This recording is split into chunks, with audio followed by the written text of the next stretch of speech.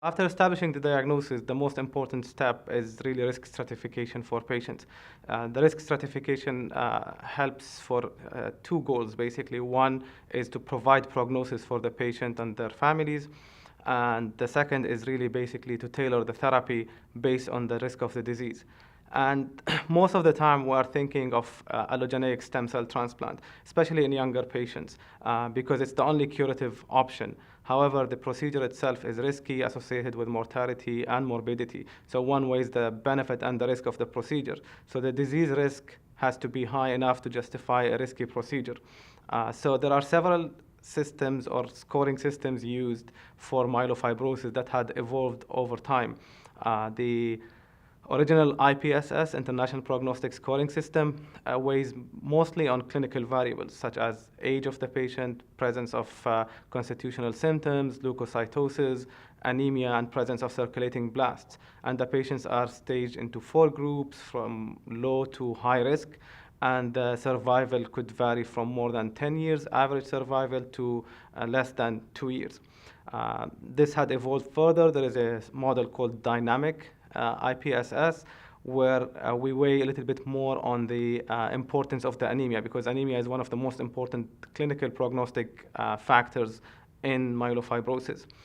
This had evolved further to weigh on other factors such as thrombocytopenia. So there's the IPSS plus that also accounts for the thrombocytopenia as well as the karyotype.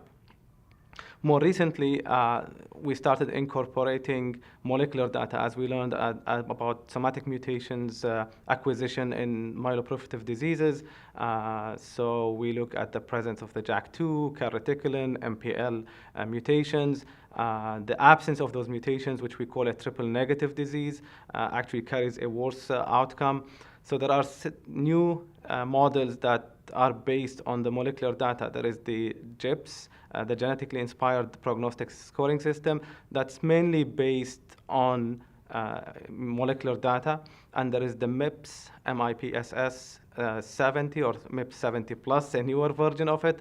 And those are a combination of clinical variables as well as molecular variable.